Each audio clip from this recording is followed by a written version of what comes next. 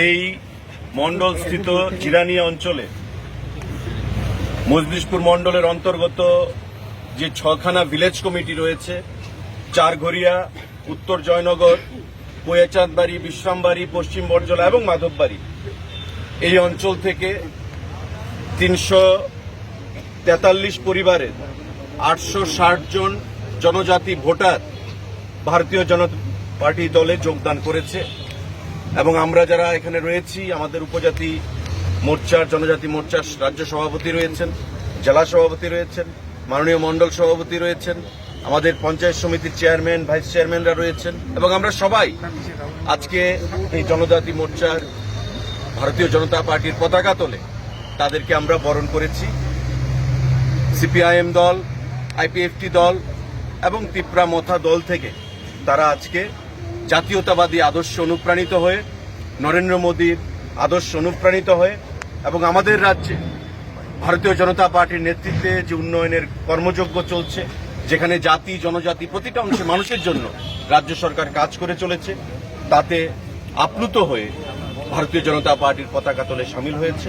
আমরা তাদের প্রত্যেককে ধন্যবাদ জানাই, অভিনন্দন জানাই এবং সাদরে তাদেরকে সবাইকে আমরা ভারতীয় জনতা পার্টি দলে আজকে বরণ করে নিলাম। আগামী দিনে আমরা জাতি জনজাতি প্রত্যেকে মিলে সুন্দর মজলিশপুর তৈরি করব এই জিরানিয়া মহকুমায়।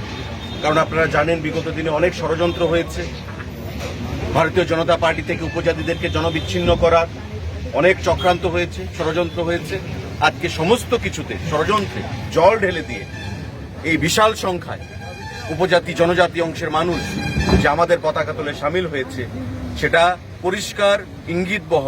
এবং আগামী 29 তারিখ আমাদের সর্বভারতীয় সভাপতি JP নাড্ডাজি ত্রিপুরা রাজ্য সফরে এসে খুমলুঙে যে জনসভা করবেন, তাতে আমরা আশা করি যে 30 থেকে 40 হাজার জনজাতি অংশের ভাই বোনেরা সারা রাজ্য থেকে এখানে জমায়েত হবে এবং আমাদের ভারতীয় জনতা পার্টির যে উপজাতি সংগঠন, সেটা তাতে শক্তিশালী হবে।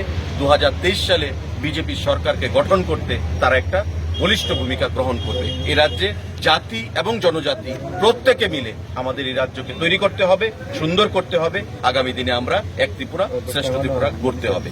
আমি প্রত্যেককে এলাকার বিধায়ক হিসাবে আমি ধন্যবাদ জানাই আবারও, সরকারের তরফ থেকে, দলের তরফ থেকে, এবং আগামী দিনে নেতৃত্বকে আহ্বান জানাবো যে তাদেরকে সঙ্গে নিয়ে আমরা সংগঠনকে শক্তিশালী করে